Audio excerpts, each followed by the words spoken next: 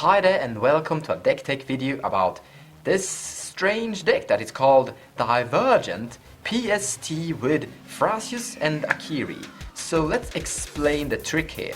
This is Divergent, so it has undowning, means that for each opponent it will cost 1 less mana. So it costs a grand total of 7 mana. But if you have 3 opponents, this will only cost 4 mana. So that's kinda good. It's also instant speed and demands only 1 red mana. We get the color identity from Akiri. What it does is exile 2 target creature cards, and the targets are gonna be our 2 commanders. Now you can use it to exile your opponent's creature cards, so it's kind of a control card as well. But if you have your 2 commanders in play and you have only 2 creature cards in your deck, you're going to put those 2 creature cards into play in instant speed for only 4 mana.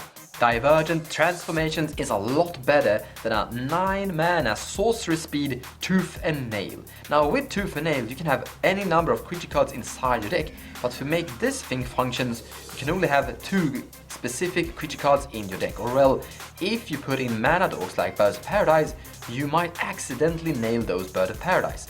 Now the 2 creature cards that we're gonna get from this Divergent Transformation is first Auriok Salvagers, and then Trinket Mage. And then Trinket Mage will search our deck for an artifact that costs 1 or less, and that will find Lion's Eye Diamond.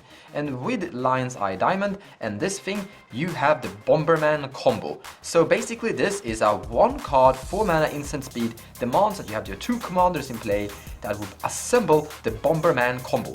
And when you have infinite mana from your Bomberman, because you will sacrifice this, discard your entire hand, gain 3 white mana, return it to your hand for 1 mana and then 1 generic. And that means that you're netting 1 white mana consistently. Therefore you will have infinite mana in whatever color you wish, and then Thrasios will draw your entire deck. We could of course accidentally draw these cards, but that's not bad either, because Trinket Mage has used, Lion's Eye Diamond definitely have used. We're gonna be showcasing why Lion's Eye Diamond will be great in this deck regardless. And this is also usable. It's not a bad card, and for 4 mana you can cast it and then cast this for 0 mana. So it has that very early WINCON as a Bomberman. Is a really fast combo. So that explains the Divergent part of the deck's name. The next part of the deck's name is PST, and that stands for Paradox Engine, Scepter and Thrasios. So here is the trick. So of course we're gonna have a dramatic reversal in the deck, but let's begin with Paradox Engine. So with Paradox Engine and Thrasios you can activate your commander's ability, draw a card, cast that card, because we're gonna have a really low amount of lands in this deck, so we're gonna continuously kinda consistently hit 1-drop cards, and that means that we're gonna be triggering the Paradox Engine and untap all our artifacts. And that means that we can once more activate this commander's ability, draw another card and then cast that card again, and then keep on casting cards until we've been basically drawing our entire deck. It is something of a storm build, you could say. In any case, Paradox Engine do become a 1-card combo in this deck because of Thrasios. Let's actually see if we can showcase a gameplay where we're trying to win with the Paradox Engine. It will also be a good demonstration of what cards are inside this deck. So let's begin by drawing 7 cards. So we have a mana, we have a land, that's good. Brainstorm, more lands, fetch land, that is good. A bunch too many, and perfect, Soul Ring. This is a good and decent opening. We have some card draw effect. Our commander can draw cards. We have some ramp.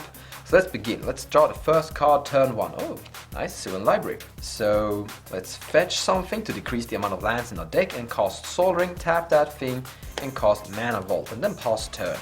The land I grab is Steam Vent and I go to turn 2.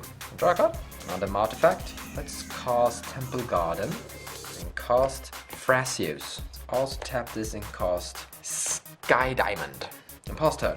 Turn 3, another land, Brainstorm 3. This is good, increasing our card draw power. We can scry away stuff. So I'll put this, no actually keep that one. Put this land back here, and I will put Hallowed Moonlight back. I'll keep this, tap Sky Diamond, because Serum Visions, draw this, scry, and putting these 2 on bottom. I haven't played a land for turn. Land for turn will be another blue land. Tap it to take a damage and cast Training Grounds. So now activating my commander will only cost 2 mana. So let's activate my commander. Scry, I put Yiri on top or bottom of the deck, and I reveal Divergent Transformation. Alright, so we have the win. Oh, do we? We need 1 more red mana actually. Untap. Alright, so I only need to cast my other commander and then cast this, and I win the game. Oh, perfect. So turn 4, put this in play. Tap, tap, cast this commander. Mana Vault, red mana, cast Divergent Transformation, exile these 2 commanders. I go to exile. Start flipping cards like this. Oh, there's a Paradox Engine, not that far from it. There. Hit Ariox Salvagers. The second creature.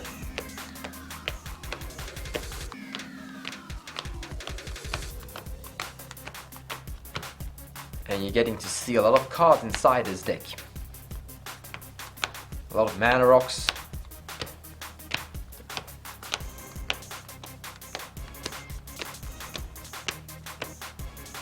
Tabernacle of the Pentacle Veil. This is a really good card in a deck like this because we are not playing that many creature cards. So in the end it's a good stacks piece that we're not really affected about. Where is my Trinket Mage? I've already demonstrated that that's the creature we're gonna get because that's the last only creature card we're gonna have. So let's put Lion's Eye Diamond out of the way. There, Trinket Mage. So Trinket Mage will now search the deck and put Lion's Eye Diamond in my hand. I'll cast Lion's Eye Diamond, and because of this, infinite mana, generate infinite mana, draw my entire deck. So let's draw this deck. So with my infinite mana, I will cast Blind Obedience. Now Blind Obedience have an ability that say extort. So whenever I cast a spell, I may pay a white mana to each opponent lose 1 life. And I have a lot of spells, so let's cast this, extort, cast this, extort, cast this, extort, extort, extort, extort. I can bounce a creature card to my hand and recast that creature card. I can cast, let's cast this, and then negate it, and then double extort. And you see the picture, I will just be casting a lot of cards in this deck until all my opponents are dead from Blind Obedience. So that was a decent fast turn 4 kill with Divergent Transformations. Let's see if we can get a win with the Paradox Engine. Freelance is a bit too much actually. Okay, this is fine. This is a fine alright hand. We have Enlightened Tutor, so we can find both Icycron Scepter and Paradox Engine with that. We have freelance. We have a mana rock and a card draw effect. So let's begin by drawing a card. Another mana rock, that's good. Let's put you in place, sacrifice you for Breeding Pool, and cast Serum Visions. Here is Breeding Pool, graveyard, draw a card from Serum Visions. I draw Merchant Scroll, Scry. Let's do it like that. Do we want this mana rock? I don't think I want that mana rock. Turn 2, draw this, Force of Will. That doesn't matter, okay, I'm gonna fetch it away. So the land I already have is Breeding Pool, blue and green. So I need to get my hands on Sacred Foundry, there he is, to be able to tap for white and red.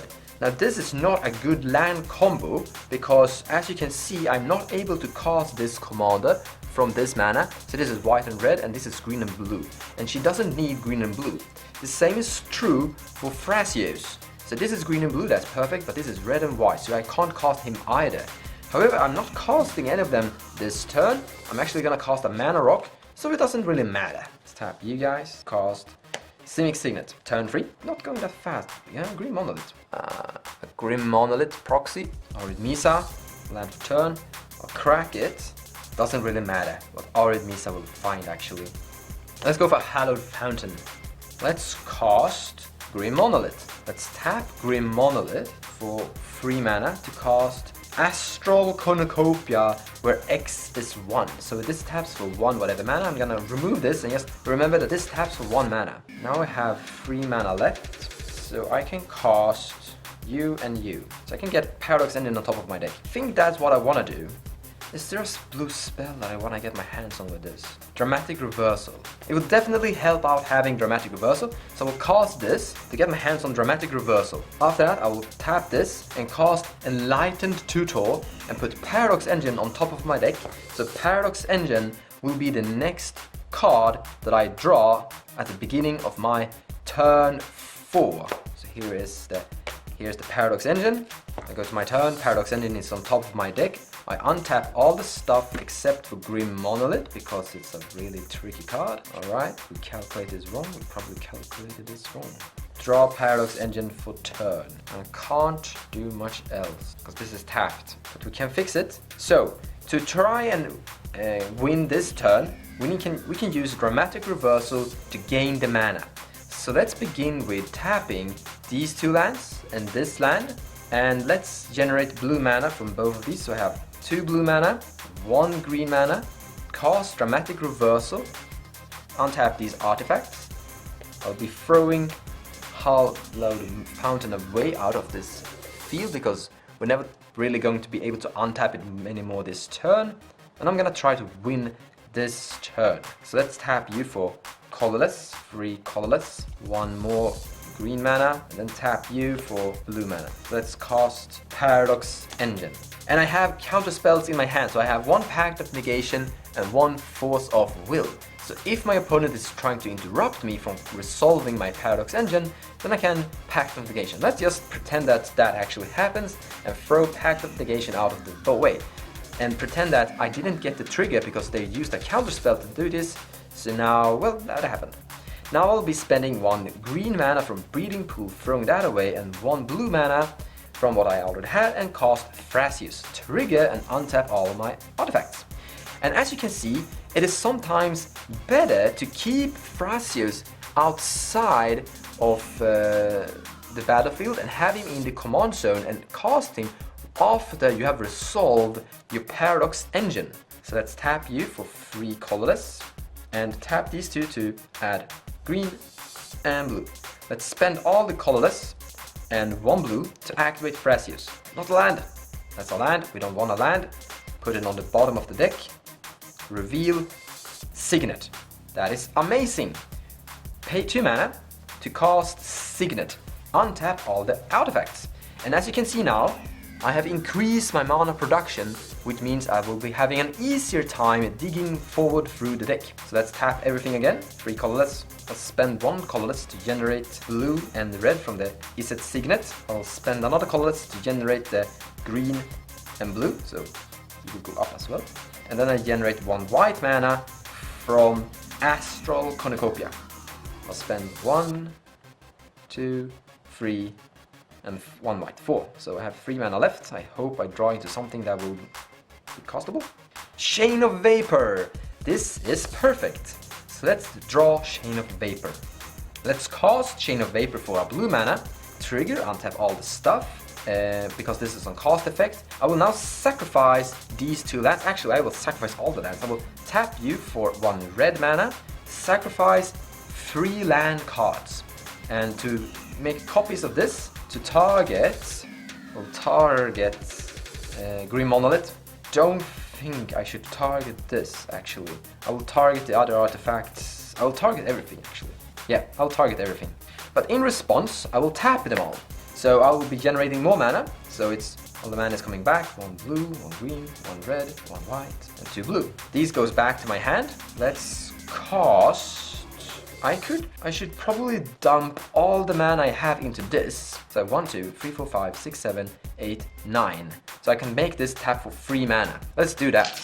I cast Astral Cornucopia for 3 mana, so taps for 3. I'll tap it for whatever. Cast Green Monolith, trigger. I have 1 mana left. I choose it to be blue. I'll tap you for 4 more blue. Tap this for colorless. We are generating a lot of mana. You can now see the potential of Chain of Vapor in this deck. Let's cast Iset Signet, untap, tap once more. This time I want to have white mana and I want colorless. Let's spend 2 colorless to tap you for colorless, generating red and blue. Spend 2 colorless to cast Simic Signet. I will untap everything. Let's spend 4 blue mana, activate Thrasios. Iset Signet, let's tap all these artifacts. So from here I should definitely have the game. So I will generate 3 green mana from that thing. I will generate 3 colorless mana from that thing. I will spend 2 colorless to activate the signets that will grow green, blue, red, and blue. Then I could spend 2 colorless to cast a Sorius signet. I will untap everything. This is getting a little bit ridiculous.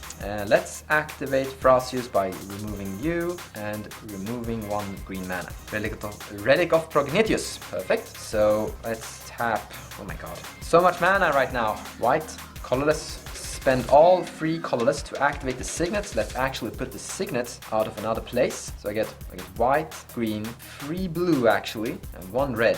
I will spend a blue mana to cast Relic of Prognitius. This will untap everything. I will now spend another white mana to exile this and all cards in our graveyards to draw a card. Mental Misstep, we can't cast that thing. This is a good way of demonstrating that it's more relevant to maybe have cards like Relic of Prognitius that is castable interaction that is functioning during this storm run. Because I have drawn into Mental Misstep and I can't cast Mental Misstep. That means that I can't getting more Paradox Engine triggers to be drawing more cards. However, currently that is not a problem because I have so much mana production that I can activate Thrasios 2 times each time I hit a spell. So it's not a problem that I draw into this. But to demonstrate the power of partner commanders and having your commanders in the command zone, I can cast Akiri. So let's actually tap everything for mana. 3 colorless. Let's take 3 white mana from Astral Cornucopia, remove the 3 colorless, giving me, this will go up to 8 blue mana, red and green and white. I have now cast Akiri just to make it into a ritual, so it's a 2 mana that produces a lot of mana because I get to untap a lot of stuff. I will now spend 4 blue mana to activate Thrasios, Fellow Stone. Let's keep digging. As you can see, I might actually just speed this up because these mana rocks will be producing so much mana that I will be able to cast stuff along the way. I haven't made a land drop, and this is a perfect example of a good land to have in this deck. Horizon Canopy, because I can sacrifice Horizon Canopy to draw a card. Mystical Tutor. This now I can suddenly use my Mental Misstep. If I want to have more mana, I can cast Mystical Tutor and then untap all these, tap it in response, and then cast Mental Misstep and counterspelling Mystical Tutor just to get a secondary trigger from the Mental Misstep. Let's actually just keep digging. More mana rocks. Here, Isochron Scepter. And now I did use Relic of Prognitius to exile my entire graveyard, and Dramatic Reversal is in my graveyard and have been exiled. So I can't go for Isochron Scepter Dramatic Reversal. But let's keep digging. Land, I will scry that to the bottom and flip another land. This comes into play tapped. Let's activate once more. And then Mystic Remora. Let's cast Mystic Remora just to get more mana. Trinket Mage. So we have the game now because we are going to be casting Trinket Mage to find Sensei's Divining Top. And this is a good way of demonstrating that Trinket Mage do have a great purpose in this deck. He has more targets than just Lion's Eye Diamond. He can find this Sensei's Top. Let's put him away because he's done his great important job. Let's cast this thing, give it a lot of mana. We're basically producing a ton of mana each time we cast a spell. Let's tap Sensei's Top and put it on top of a deck and draw a card. Activate Thrasios, draw Sensei's Top, cast Sensei's Top. This costs me 5 mana. 4 mana to activate my commander, 1 mana to cast this, and each time I cast my top, I will untap all my stuff, so I will be gaining a lot of mana, but also I will be drawing my entire deck. So let's draw the entire deck. Now, how are we gonna win this game? So let's cast Blind Obedience. Yay! Alright, I think you guys get the picture. Win the game with Extort. And I actually like Blind Obedience because it's some form of stacks card that is functional. You can also do this when you have your Paradox Engine in play. You can cast your Isochron Scepter and imprint Lightning Bolt. Tap this thing by paying 2 mana, tapping a Soul Ring, cast Lightning Bolt, trigger Paradox, this untaps, deal infinite damage to all opponents. But let's take a look on all the possible WINCONS for this deck. So first up we have Paradox Engine that is performing some form of storm build. After that we have this Divergent control that is putting and assembling the entire Lion's Eye Diamond and the Salvager Bomberman combo. But then again, we could simply just draw into a 2-card combo. So this Divergent transformation is a 1-card combo that is assembling this. But we can draw these two, making them a 2-card combo. And of course we have the Isochron Scepter and Dramatic Reversal, another 2-card combo inside the deck. And Dramatic Reversal, as I demonstrated and was showcased in the example when we were storming with Paradox Engine, is a good card for the deck in general. It's not a dead card that can only be used together with Isochron Scepter. We will find use for it without the Scepter. After that, this deck have one big plan B, and that is Akiri Line Slinger. So it's a very cheap creature card that gives us the color identity of red, but also comes in quite on a low CMC cost. To win with this, you need your 2 commanders in play to successfully exile 2 creature cards to gain 2 creature cards from your deck. So it's nice to have this commander at a really low CMC cost. But one more thing, we're playing a heavy artifact build. We have a lot of mana rocks, and those mana rocks turns into weapon with this core soldier. The most common attack power she's running around with is something between 5, 6 or 7. And when you have 7 artifacts in play, Akiri will 3-shot an opponent with only commander damage. Now this is it for this video, this tutorial, this deck tech. I hope you liked it, I hope you enjoyed it. I really think this is a fun build and I like it. It's quite strong, it always feels that you have a lot of power. Because Akiri will be very strong, you will be able to draw a lot of cards with your commander, and you're always producing more and more mana because we have so many artifacts inside the deck. And also, there's a lot of control cards in the deck that is functional with the Paradox Engine when we're performing the Storm Run. And I really like that we have this instant speed Divergent control, that is a control card. You can use it to remove problematic creature cards that your opponents control. But it can also assemble a WINCON when you have your 2 commanders in play, in instant speed by the way. In any case, thank you so much for watching this video guys, and I will see you in the next video.